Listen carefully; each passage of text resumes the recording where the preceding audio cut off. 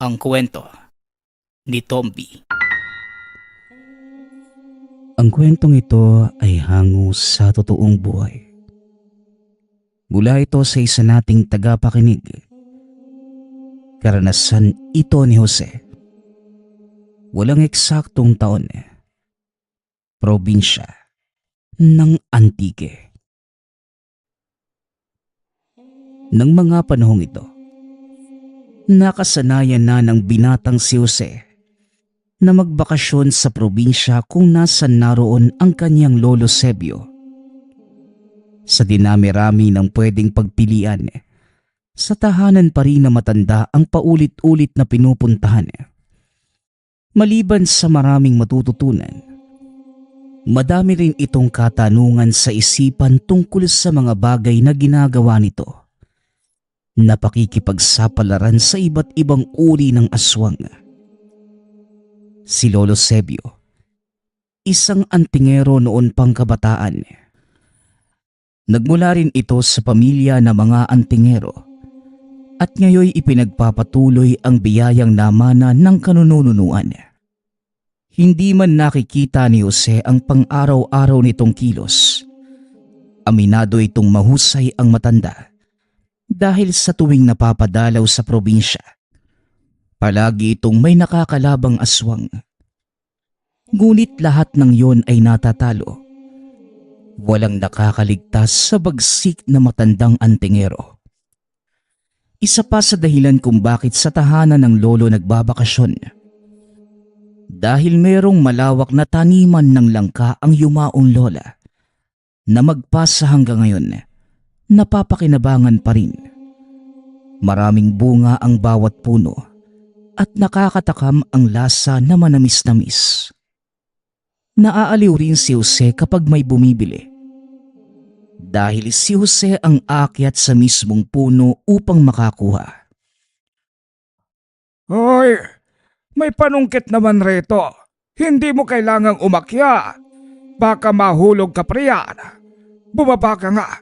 Susungkitin na lang natin. Pagtawag ni Lolo Sebio mula sa ibaba ng puno. Wag na po, Lolo. Kaya ko naman eh. Saka, ang saya kayang umakyat. Makikita mo yung malawak na tanawin. Natatanaw ko nga po yung karagatan, oh. Tugon ni Jose. Ay nako, bilisan mo na nga riyan para makababa ka na. Hindi naman halatang nasisiyahan ka riyan sa taas, no? Dati kayatang unggoy eh. Ang lakas mong makalambitin. Natatawang wika ni Lolo Sebio. Minadali na rin ni Jose ang pangunguha ng bunga. Isa-isang pinutol ang tangay ng bawat langka. Habang si Lolo Sebio naman ang tagasalo sa ibaba.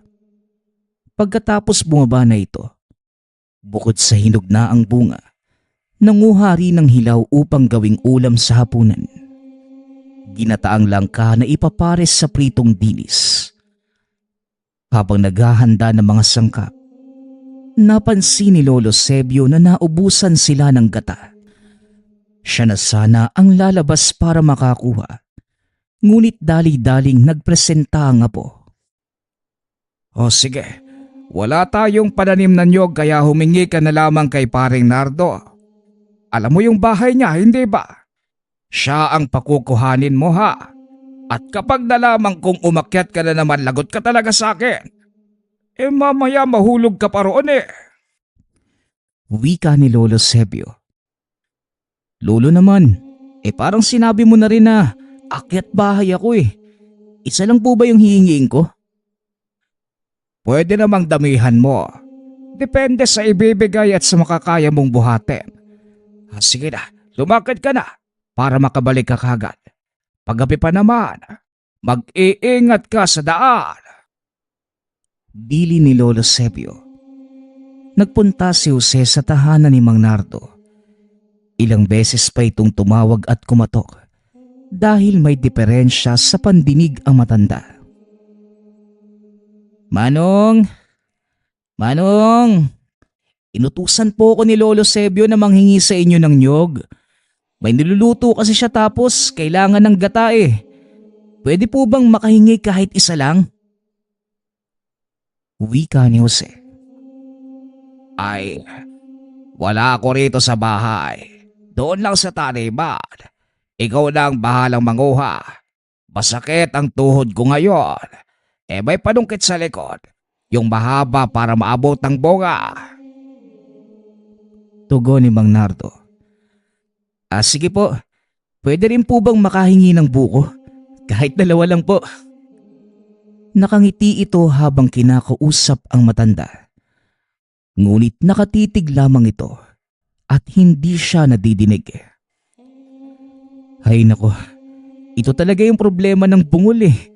Bahala siya kung magalit kapag nakakuha ako ng buko. Basta, nagpaalam ako sa kanya.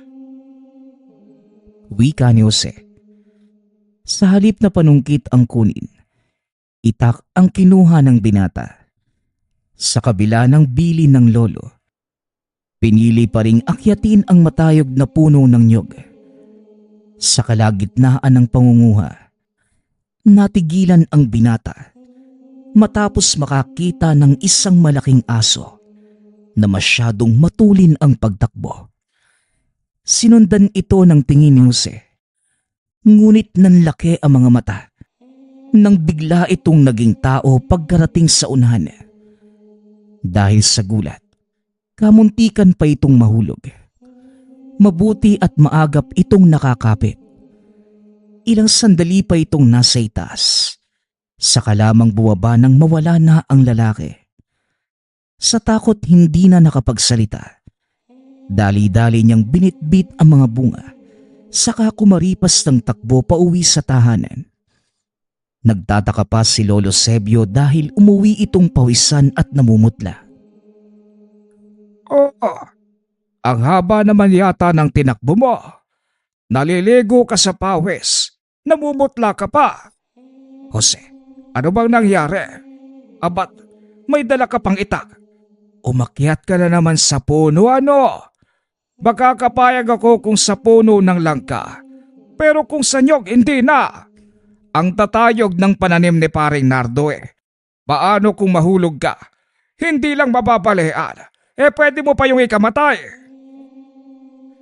Buliyaw ni Lolo Sebio. Lolo, hindi po yan ang ikinakatakot ko. May nakita po kong malaking aso na biglang naging tao. Ano po ba yun, Lolo? Hindi naman ako namamalikmatay. Tugon ni Jose. Natahimik ang matanda. Kagad niyang pinapasok ang apo at nagsara ng pinto. Hindi muna sinagot ang katanungan dahil natanaw mula sa hindi kalayuan ang isang hindi ordinaryong lalaki. Naaamoy niya ang amoy ng aswang dito. Upang makaiwas sa posibleng kapahamakan, saka lamang siya nagsalita pagkaalis nun. Magmula ngayon, apo, hindi ka na muna lalabas ng bahay, ha? Pwede naman sa bakuran pero wag kang lalayo. Sana pala, ako na lang ang nagpunta sa bahay ni Paring Nardo. Nasundan ka tuloy. Wika ni Lolo Sebio. Nasundan? Ng ano po? Huwag niyong sabihin yung sinasabi kong aso tapos biglang naging tao. Huwag kang maingay, apo. Malakas ang pandinig nila sa araw na ito. Lalo pat parang nakatira lang siya dito sa malapit. Hindi ko alam kung bakit kanya sinundan. Pero isa lamang ang posibleng pakay niya. Gusto ka nitong maging biktima. Upang makaiwas, huwag ka munang lalayo sa paningin ko, apo. Babala ni Lolo Sebio. Sa takot ni Jose hindi siya nakapagsalita. Napayakap na lamang sa sarili. Pagkatapos ng hapunan naghanda na sila para sa pagtulog. Lumabas muna si Lolo Sebio ng tahanan upang makiramdam sa paligid. Hindi ito makampante noong nakita ang aswang. Nagtataka rin dahil sa tapang na ipinakita ang anyong tao nito na kagad niyang namukaan. Anak ni Mang Ramon, ang pinaghihinala ang aswang ng karamihan. Sa mga nakakakilala sa matanda, masasabi nilang isa itong agresibo at magagalitin. kapag nasagad ang pasensya. Basta na lamang naglalabas ng galit at naghahamon ng kaguluhan. Makalipas ang ilang sandaling pagmamanman, pumasok na rin ito para makapagpahinga. Kinabukasan, maagang nabulabog ang mga tao sa balitang pambibiktima ng aswang sa mga hayop sa lugar. Halos maubos ang kambing ni Mang Nardo. Iilan din sa alagang baka ng isa pang kapitbahay ang nadali. Hindi ko talaga alam kung anong nangyari. Pagkagising ko, ito na ang aking naabutan. Bala ko pa sanang ibenta para panggastos sa pagpapaayos ng bahay pero wala na pala. Wika ni Mang Nardo. Masyado na kasing malayo ang ibang bahay, kaya imposibleng madinig ang ingay. Ito namang si Paring Nardo, bungol, talagang walang makakapansin. Wika naman ng isa pang kapitbahay na si Mang Shelo. Hindi bale na. Ang importante, hindi ka nadamay, Paring Nardo. Kawawa yung mga kambing mo pero wala na tayong magagawa. Ilibing na lamang natin. Wika naman ni Lolo Sebio. Nagtulong-tulong ang mga kapitbahay sa paghukay upang mailibing ang katawan ng mga kambing. Isinali na rin ang baka ng kabila. Dahil dito, muli na namang natahimik ang buong lugar sa takot na makasalubong ang aswang. 5:00 pa lamang ng hapon ay wala ng tao sa labas. Si Lolo Sebio sa kabilang banda, hindi mapakali sa kakaisip sa mga nangyari. Natatakot din na baka magaya noong nakalipas na panahon na hindi lang hayop ang dinali, kundi pati na ang mga buhay na tao. May sago pa ang naganap dati sa pagitan ng kanyang mga ninuno at ng aswang. Marami-rami din ang napuruhan ng mga sandaling yun. Lolo, hindi pa po ba kayo magpapahinga? Anong oras na, gising pa rin po kayo? Kung ano man po yung bumabagabag sa inyo, sana wala na para makapagpahinga kayo. Wika ni Jose. Apo, hanggat hindi nauhuli ang aswang na yon, hindi ako matatahimik. Alam mo yan, malakas ang aking kutob. Nakilala ko ang nilalang na yon. Taga rito po ba, Lolo? Dayo, nung huli kong punta rito, manananggal lang ng gugulo. Tapos ngayon mga hayop ang pinupunteriya. Sana mahuli na kung saan man siya. Isa na naman tong banta sa buhay ng lahat eh. Muling wika ni Jose. Pagsapit ng umaga, hindi na nakatiis ang matanda. Pinuntahan niya ang kanilang sityo upang malaman ang kalagayan ng buhay ng pamilya ni Mang Ramon. Nasa malayo pa ngunit tanaw na ito. Nagwawala sa bakuran at binabato ang mga kapitbahay. Nang makapagtanong, walang nakakaalam sa dahilan ng galit. Basta na lamang nanggugulo. Habang nagwawala ang ama, sinamantala ni Lolo Sebio ang pagkakataong hanapin ang anak. Wala ito sa tahanan. Sinubukan niyang puntahan sa abandonadong babuyan at naroon nga ito. Hindi siya lumapit. Nagmanman lang muna mula sa malayo. Tahimik lang na nakaupo ang binata ngunit kapansin-pansin ang hawak na karne. Sa lakas ng pang-amoy ng matanda, natukoy na lamang loob lamang ito ng hayop. Sa nakita, mas lalong lumakas ang kutob niyang ang lalaking yun ang nambibiktima sa mga hayop. Bago pa man mahuli, nagmamadali na itong umalis. Pilit iniisip ni Lolo Sebio kung paano mapipigilan ang muling pagsalakay ng aswang. Sabi ko na nga ba hindi nagbabago ang dalawang yon. Basagulero pa rin ang ama, samantalang patuloy na nambibiktima ang anak. Kahit noong bata pa lamang ito, may nadinig akong usap-usapan na pumasok ng bahay para tangayin yung sanggol. Ang ipinagkaiba nga lang ngayon, naging maingat na sa kilos para hindi mahuli. Wika ni Lolo Sebio. Teka Lolo, sino ba yung tinutukoy nyo? Parang may ideya na kayo kung sino ang sumasalakay dito sa atin ah. Walang iba kundi ang anak ni Mang Ramon. Dati pa yan sila. Hindi lang ako naglakas loob na kumalaban. Dahil inaalala ko ang kalagayan ng yumaumong lola. Nagkasakit siya ng mga sandaling yon. Kaya wala akong oras na asikasuhin ng ibang bagay. Pero ngayon, mapagtutuunan ko na ng pansin. Apo, papaalalahanan kita ulit. Huwag ka na munang lalabas. Ngunit biglang naging alerto ang matanda nang mapansing may presensya ng aswang sa malapitan. Pinauna na niya sa pagtulog ang apo. Sinabitan ng pangontra ang kwarto, maging ang ilalim ng higaan upang maiwasan ang anumang banta ng kapahamakan.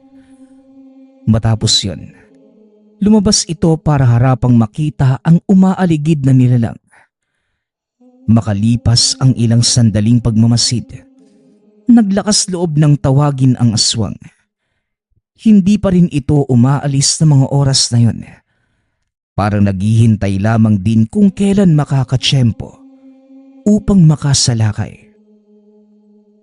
Hindi mo ko matatagpuan. Nariyan ka lang sa tabi-tabi. Ilang beses na kitang napapansin na umaaligid sa aking tahanan. Ano bang pakay mo?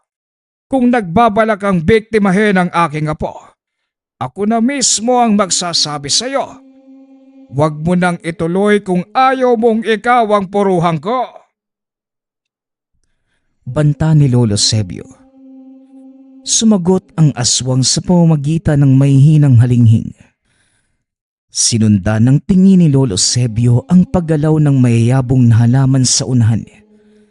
Inihanda na rin niya ang binitbit na patalim. Lumapit siya sa bahaging yun. Dito lumabas ang nilalang.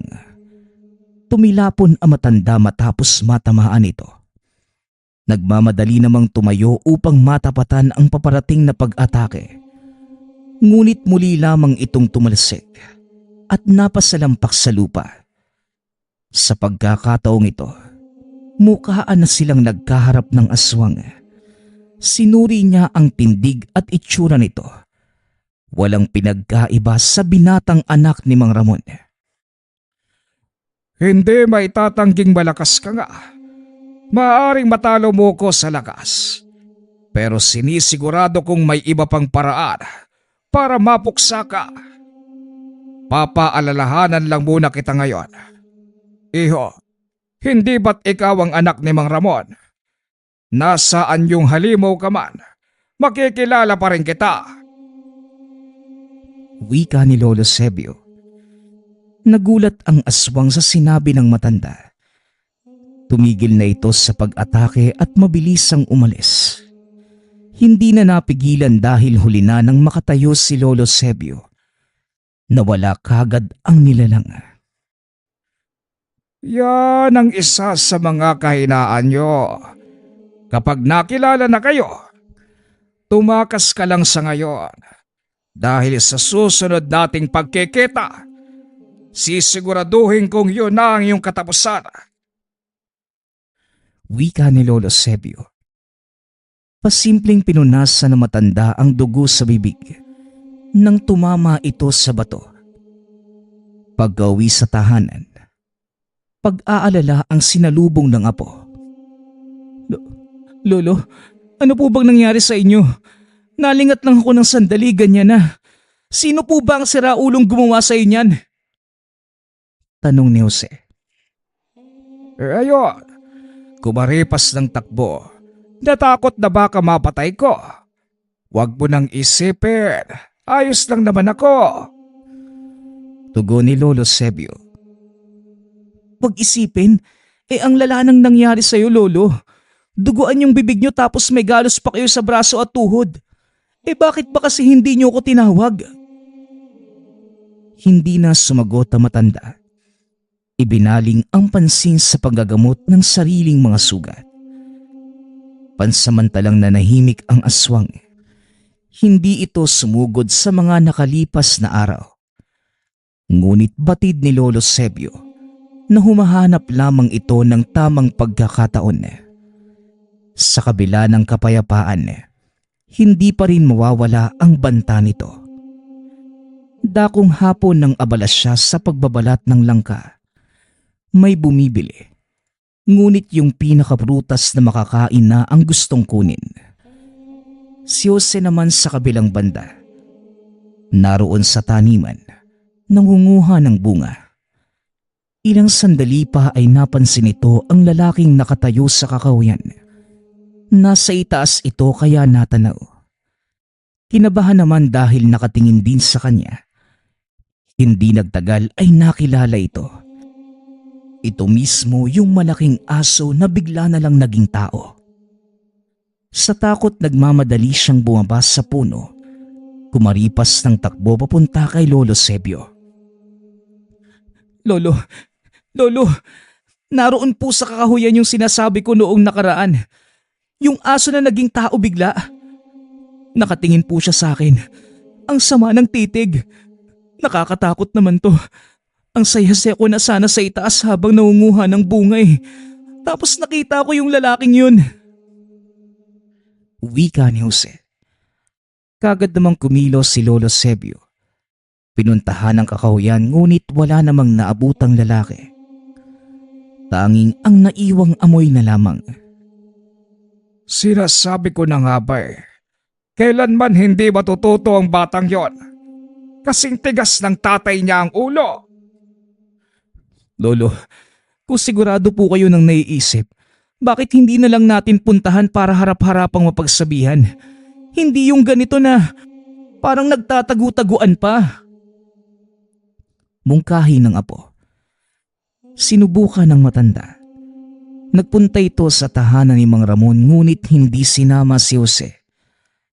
Masama ang kanyang kutob dahil sa napapansin na tila ito ang pakay ng pabalik-balik na aswang. Pagkarating doon, bumungad ang galit na si Mang Ramon. Halos magkadikit na ang dalawang kilay sa sama ng titig. Ikaw na naman. Pangatlo mo na itong balik ha. Kaunti na lang. Iisipin kung may gusto ka sa akin. Wika ni Mang Ramon. Aba, palabiro din pala ang katulad mong hayop. Isipin mo na ang gusto mong isipin. Wala akong pakialam. Kung natatandaan mo ang pakay ko nung una, yun lang din ngayon. Pero mas hihigpitan ko na ang babala sa'yo. Kapag hindi mo na disiplina ang iyong anak, baka sa mga kamay ko siya mamamatay. Tugon ni Lolo Sebio. Ngunit ngumiti lamang na nakakaloko si Mang Ramon na para bang hindi nasisindak sa mga salita niya. Ang lakas naman ng loob mong magpunta rito para balaan ako. Kung gusto mong patayin ang anak ko, gawin mo. Wala akong pakialam. Saka mo na lamang din ako balikan kapag may bangkay na. Wika ni Mang Ramon. Sabay sara ng pinto. Panandalian pang nabingi ang pandinig ni Lolo Sebio sa lakas ng pagkakahampas. Talaga namang walang asal ang katulad mong animala. Sige lang, malapit na rin namang matapos ang buhay mong matanda ka. Wika ni Lolo Sebio. Umalis ito na may dalang sama ng loob. Sa katunayan, hindi na ito bago. Dahil gano'n naman palagi sa tuwing mapapasadya sa pamamahay na matandang aswang. Pagkarating sa unahan, ang maliliit na hakbang ay biglang naging mabilis. Matapos matanaw ang tahanan na hindi lamang anino ng apo ang naroon. May kasama ito at base sa galawan. Tila may masakit.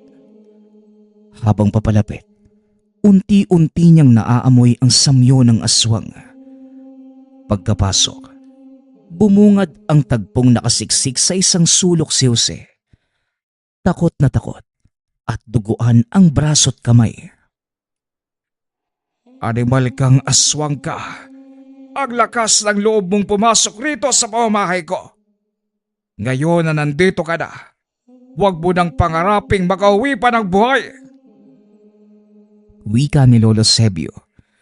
Hinablot niya ang itak na nakasabit sa dingding. Saka nagmamadaling hinabol ng taga ang nilalang. Pailag-ilag ito kaya't hindi matamaan. Hindi ito tinigilan ng matanda. Ngunit makalipas ang ilang sandali, nang wala pa ring nangyari, naisip niyang matatalo siya sa lakas kaya para makalamang. Orasyon na ang ginamit ni Lolo Sebio. Napansin ito ng aswang ngunit bago pa makatakas, nilamon na ito ng bisa. Dahan-dahang nanghina habang unti-unting kinakapos ng hininga. Hindi nagtagal, bumulagta na lamang sa sahig. Sa galit ni Lolo Sebio, dali-dali niya itong pinugutan ng ulo. Gamit ang makapal na tela at kumot, binalot nila ang bangkay. Pagkatapos ay dinala sa tahanan ni Mang Ramon. Hindi na sila kumatok. Iniwanan na lamang sa pintuan. Umuwi na kagad upang ang apo naman ang masuri. Nanginginig pa rin ito buhat sa takot at iniinda ang sugat. Napansin ko pong kumulo yung lana na isinabit niyo sa kwarto. Nataranta po ako. Lalabas na sana para sundan kayo pero pagdating ko rito sa sala, nakaabang na pala yung aswang. Hindi ko nga napansin kung paano nakapasok eh. Wika ni Jose. Patawarin mo ang lolo apo. Hindi ko naman inaasahan na habang naroon ako sa tahanan ng tatay niya, sumaglit na pala rito. Mabuti na lang maiksi ang naging usapan namin ni Ramon. Dahil kung napahaba, baka may nangyari ng masama sa'yo. Lolo, mas lalo po ako natakot nung pinatay mo yung aswang. Tapos inuwi sa kanila yung bangkay. Parang nasa mundo ako ng pantasya nung napanood ko. Sobrang nakakakilabot. Iba sa pantasya. Dahil kasalanan ng pumatay ng tao. Pero ang nasaksihan mo kanina ay hindi ko masasabi. Aswang ang aking pinatay na isa ring mamamatay tao. Mabuti nga inuwi ko pa sa ama ang katawan. Yun din kasi yung hiniling niya. Lumipas ang ilang oras. Patulog na sana sila na mambulabog si Mang Ramon. Galit na sumugod sa kanila. Diretsahan pang giniba ang bakod at winasak ang nakahilerang banga sa bakuran.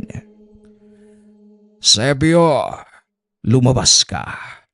Halika rito. Magtuos tayo. Pati ang anak ko dinamay mo. Sa akin ka lang galit, hindi ba? Ramon, parahimik ka na. Ano bang ikinakagalit mo? Hindi ba't ikaw ang nagsabi na iuwi ko sa iyo ang bangkay ng anak mo? Ang dali mo naman yatang makalibot. Kung kailan ka tumanda, saka ka umastang matapang. Sa tingin mo ba may labang ka sa akin? Maaring napatay mo ang aking anak. Pero ako, mas mauuna ka pang mamatay kesa sa akin. Gusto mo ng laban? O sige, hindi kita uurugan. Masyado ka lang madaldal pero walang ibubuga. Malaki nga yung pangangatawan mo, pero isa ka lamang talunan. Sinadya ni Lolo Sebio na galitin sa salita si Mang Ramon upang mauna itong sumugod. Matapos makapagpalit ng anyo, umatake na ito. Inaasahan na niya ang posibleng galaw dahil ilang ulit na rin silang nagkasagupa. Sadyang palagi lamang nakakatakas noon.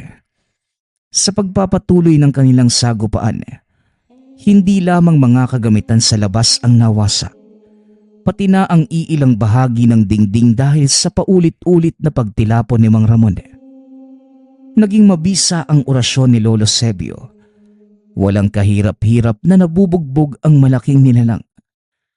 Pinagod niya muna ito sa pamamagitan ng pisikalan. Ilang beses nang napasubsob, ngunit dahil bumabangon, Hindi nito tinigilan. Nag-aalala na si Jose ngunit hindi pinakinggan. Wala itong ibang naisip kundi parusahan ang aswang. O ano, Ramon? Lalabang ka pa ba? O baka naman gusto mong sumunod kagaya sa iyong anak? Sigurado kung naglalakwa siya pa sa purgatorio ang kanyang kaluluwa, baka gusto mong sabayan papuntang impyerno. Hindi ko akalain na ganito ka pala kalakas, Sebio. Bakit noong nakaengkwentro kita, malamya ka? Sa tingin mo ba, hindi nagbabago ang kakayahan ng isang tao? Kung sa bagay, hindi ka naman tao kaya wala kang kaalam-alaman, no? Lalabang ka pa ba? Pinilit ng aswang na makatayo. Bumalik na ito sa anyong tao. Bugbog sarado. Ni hindi magawang makatingin ng diretsyo. Ngunit sinubukan pa ring lumapan. Hindi na pinatagal ni Lolo Sebio ang sitwasyon. Masyado nang mahina si Mang Ramon kaya naman tinapos na agad-agad. Hindi niya ito pinatay. Iniwanan lamang ang malaking sugat na kailanman hindi na maghihilom. Ang mas malala pa, siya ang naghatid pagkatapos nilang magtuos. Isa ka talagang hangal, hayop ka. Matapos mo kong sugurin sa bahay ko, ako pa talagang maghahatid sa'yo. Sebio, hindi ko akalain na kaya mong talunin ang kagaya ko. Aaminin ko, minaliit kita. Porket hindi ordinaryong tao, kaya mo nang talunin ng kahit na sino. Kahit matanda na ako, pero tignan mo pa rin yung nangyari. Hindi bale na, napatunayan ko na ang aking sarili. O siya, pumasok ka na bago pa may makakitang ibang tao sa'yo. Baka pagtawanan pa ang iyong kalagayan dahil mukha kang talunan. Matapos ang naganap na bakbakan sa pagitan ng dalawa, hindi na naglakas loob si Mang Ramon na manggulo kay Lolo Sebio o maging sa ibang tao. Naninibago ang mga kapitbahay dahil walang araw, nalilipas na hindi ito nangahamon. Isa pa, hindi na rin magawang makatayo ng matagal dahil sa malaking sugat na habang buhay nang iindahin. Paunti-unti tinanggap na lamang ang kapalaran. Ngunit nakokonsensya si Lolo Sebio sa kanyang pagdurusa. Nang hindi na makatiis, ginamot nito si Mang Ramon. Naghilom ngunit sa tuwing gagawa ng anumang banta laban sa mga tao, susumpong ang sakit na para bang bagong sugat. Dahil dito, namuhay na lamang ito ng tahimik. Ang susunod nating kwento ay mula sa isa nating tagapakinig. Taong 2002. Probinsya ng Samar. Sabado ng gabi. Abalang-abala ang pamilya ni Gados sa pagluluto ng iba't ibang putahe. Sapagkat maaga silang aalis ng tahanan para mamanhikan sa mapapang-asawa na si Maria. Mula sa kabilang bayan. Solong anak lang si Gado. Kaya naman gano'n na lamang ang pagsuporta ng mga magulang sa bawat pasya nito sa buhay. 10:00 na ng umaga na makarating sila sa bahay ng dalaga. Mabait din naman ang mga magulang nito kaya naging madali ang pag-uusap. Napagpasyahan ng lahat na gawin ang kasal sa susunod na 3 linggo. Wala nang poproblemahin sa parte ng lalaki. Dahil meron naman silang sariling bukid na pwedeng kunan ng baka at baboy na hihahanda sa nalalabing kasal. Naging mabilis lang ang paglipas ng 3 linggo dahil naging abala si Gado sa pagpaplano. Gusto niyang maging perpekto ang kasal nila at hindi na nagawang abalahin ang parte ng babae. Dahil ayon sa kasabihan ng matatanda, ang ganitong pangyayari sa buhay ay responsibilidad talaga ng lalaki. Sa mismong araw ng kanilang kasal, wala naman naging aberya o problema. Maliban na lamang sa damit pang itaas ni Gado na halos pinagmukha siyang suman. Sinunod nila ang paniniwala na wag isusukat ang damit pang kasal dahil nagdadala daw ito ng malas. Habang nasa misa ang pari at nakaharap sa altar ang bagong mag-asawa, may nakita si Gado na dumaan sa likod ng pari na kamukhang kamukha niya. Parehas din sila ng kasuotan. Natigilan ng ilang sandali si Gado kaya naman nagsalita ang pari. O Gado, gusto mo pa bang ituloy yung kasal na ito? Biglang nalingat ang atensyon niya at humingi ng paumanhin. Isinawalang bahala ang nakita hanggang sa natapos ang kasal. Naging masaya at komportable naman ang pagsasama ng bagong mag-asawa sa nakaraang 6 na buwan. Mas lalo pa ito naging masaya nang nalaman nilang nagdadalang tao na si Maria sa ika-7 buwan ng kanilang pagsasama.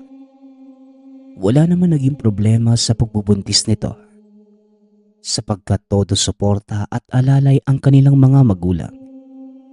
Sa katunayan, ang kanilang tahanan ay nasa tabi lamang ng bahay ng magulang ni Gabo. Mabilis na lumipas ang panahon para sa mag-asawa. 2:00 ng hapon, ito ang buwan ng panganganak ni Maria. O mahal, hindi pa naman ba humihilab ang tiyan mo? Wala pa naman akong nararamdaman, mahal. Nagpaalam muna si Gado sa asawa na bibisita sa kanilang palayan para tignan ang mga tauhan. Ito ang isa sa pinagkukunan nila ng kabuhayan na pinamana ng ama ni Gado. Magmula nang ito ay kinasal. Halos 2 oras din ang lalakarin niya papunta sa palayan. Kaya naman dali-dali siya sa paglalakad para hindi maabutan ng dilim sa pag-uwi. Habang papatawid na ng ilog, napatitig siya sa babaeng buntis na nakatalikod sa mga kawayan. Tinitigan niya ito ng halos 1 minuto at nawari. Ang kasuotan nito ay parehong-pareho sa suot na damit ni Maria. Kaya naman bigla siyang lumapit. Tinapik niya ito sa balikat at kagad namang humarap. Nanlaki ang mga mata dahil si Maria nga ito.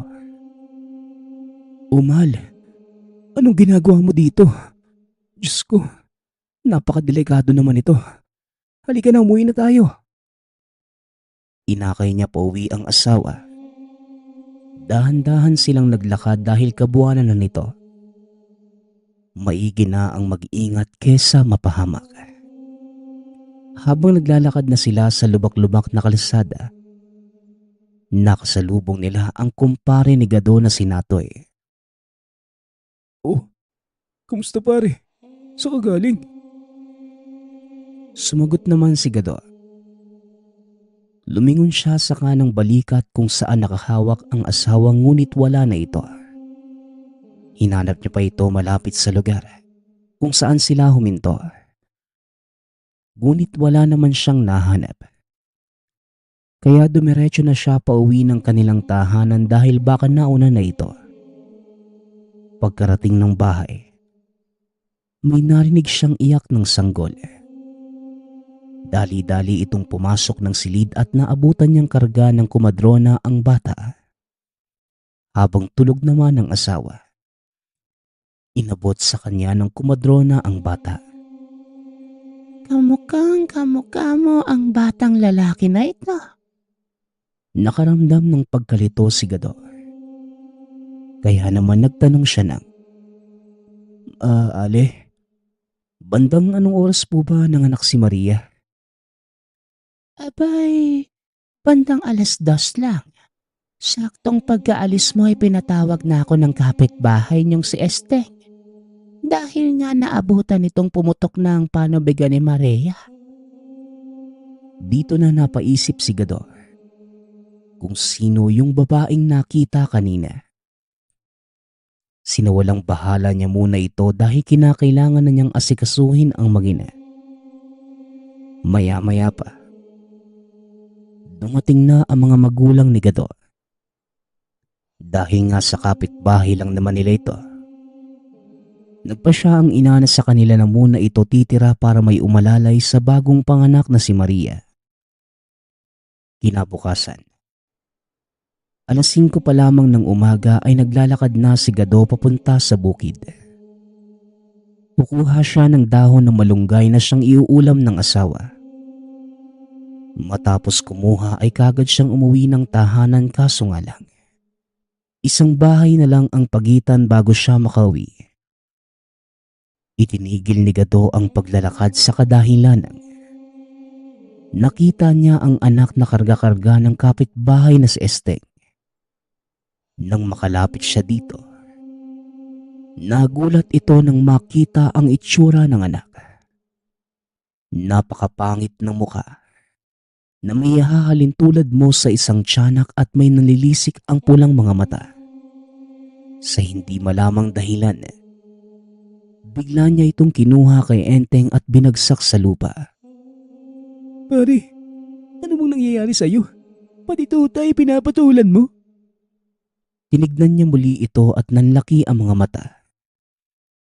Dahil maliit na tuta pala ang nakahandusay sa lupa. Kagad naman siyang humingi ng paumanhin at dumiretso ng umuwi ng tahanan. Tulog naman ang sanggol pagkarating niya ng bahay. Nagpatuloy lang sa mga kailangang gawin si Gado. Hindi na niya kwento sa asawa at ina ang kababalaghang nangyayari sa kanya. Dumaan ang isang linggo at ganun pa din ang nararanasan.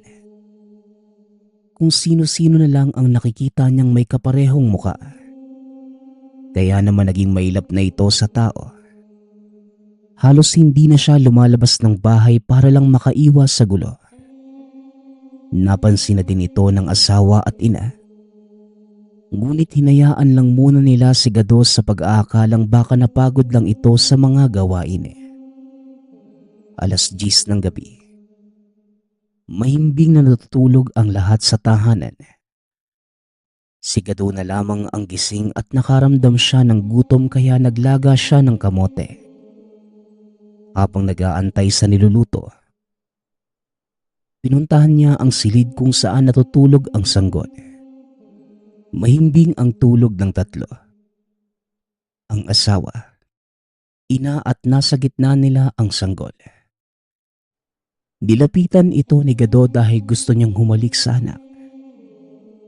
Hinalikan niya ito sa pisngi ngunit bigla siyang kinagat sa muka. Ang kagat na naramdaman niya ay hindi pang sanggol. Nadama niya na may bumaon na pangil sa pisngi at nang hawakan niya ito, may dugo pang naiwan sa kamay. Tinignan niyang muli ang mukha ng sanggol. At kung anong mukha ang nakita niya sa aso ni Esteng, ay siya ring eksaktong mukha ang nakita niya sa sanggol. Hahayaan niya lang sana ito dahil sa isip niya, baka pareho lang ito nung nangyari sa aso ni Esteng. Ngunit biglang tumayo ang sanggol at sinakalang asawa. Hindi na makahinga si Maria kaya naman dali-dali na siyang kumuha ng itak para patayin ang sanggol dahil hindi ito normal na tao. Tinaga niya ito sa bandang tiyan at tuluyan ng natigil. Kasabay nito, nakarinig siya ng hagulgol sa likuran. Lumingon siya at biglang nabitawan ang itak. Dahil nakita niya ang asawa at ina na sabay na umiiyak. Tinignan niya muli yung higaan. Bigla na lamang itong napaluhod nang makitang patay na ang anak. Punong-puno ng dugo at wasak na ang tiyan ng sanggol. Halos isang oras nilang hindi ginalaw ang bata. Hindi makapagsalita ang nanay at asawa. Habang siya naman ay nanatiling nakatulala. Ilang sandali pa ang lumipas. Bumangon ang nanay ni Gado para ayusin ang sanggol. Nang mismong araw na yon, nagpa siya ang tatlo na wag nang ipaalam sa labas ang totoong nangyari. Kapag may nagtanong man, Sasabihin na lamang nila na namatay ang bata dahil kinapos ito sa paghinga. Hindi nila dinala ang bata sa morgue. Bagkus binalot nila ang katawan nito sa pulang tela at nilagay sa kahon. Nagawa sa tabla at nilibing ng araw na yon. Labis-labis ang pangungulila ni Maria sa anak. 1 linggo din itong natulog sa ibabaw ng puntod ng anak at hinayaan naman ito ni Legado. Matapos ang ilang linggong pagdadalamhati ng pamilya, nagpaalam muna si Gado na magtatrabaho muna sa karatig probinsya. Hindi naman ito pinigilan ng pamilya. Sa katunayan, magmula nang mawala ang anak ay wala nang umintindi sa kanya. Maging ang sariling asawa. Hindi na siya magawang kausapin o tanungin man lamang kung bakit niya ito nagawa. Ngunit sa kabila ng lahat ng ito, matinding pighati din ang nararamdaman ni Gado. Naghahalo na ang pangungulila, pagsisisi sa sarili, konsensya at higit sa lahat, ang pilit na pag-intindi sa nangyayari sa sarili. Pakiramdam niya na babaliw na siya ng mga panahong yon. 6:00 ng gabi. Dala ang ilang gamit ay nagsimula na itong maglakad papunta sa pinakamalapit na terminal. Isa sa mga dadaanan niya papunta doon ang mahabang tulay. Habang naglalakad, madilim at walang ibang tao kundi siya. Bago pa man niya tuluyang matawid ang tulay, bigla niyang nakasalubong ang isang lalaking kamukhang kamukha niya. Marahan itong lumapit sa kanya at merong binulong. "Oh, saan ka na pupunta?" Ngunit hindi na niya ito tinignan pa at diretso nang binagtas ang daan. Nang makarating sa karatig probinsya, agad itong nagtanong kung saan matatagpuan ang dalubhasang albularyo. Ito talaga ang naging pakay ni Gado sa pagpunta sa lugar. May nakapagturo naman sa kanya kung saan at kagad niya itong nahanap. Inilahad niya ang lahat ng kaganapan. Napag-alaman niya dito na ang uri ng aswang na nakaharap niya, isa sa mga nilalang na bihasa sa paggamit ng pagbabago ng anyo. Ayon pa sa albularyo, ang pagkamatay ng anak ay sanhi din ito. Dahil isa yon sa paraan para unti-unting makuha ang pagkatao ni Gado, na siya mismong gagamitin para ipalaganap ang kanilang lahi. Dahil sa kalagayang ito, hindi na muna bumalik si Gado sa kanilang baryo. Nagpatulong siya sa albularyo kung paano lalabanan ang lahat ng ito. Inabot siya ng 1 buwan sa bahay ng manggagamot dahil kailangan ng masinsinang gamutan. Matapos ang buwan na yon, bago pa man siya umalis ay pinabaunan ito ng gamit pangontra sa aswang.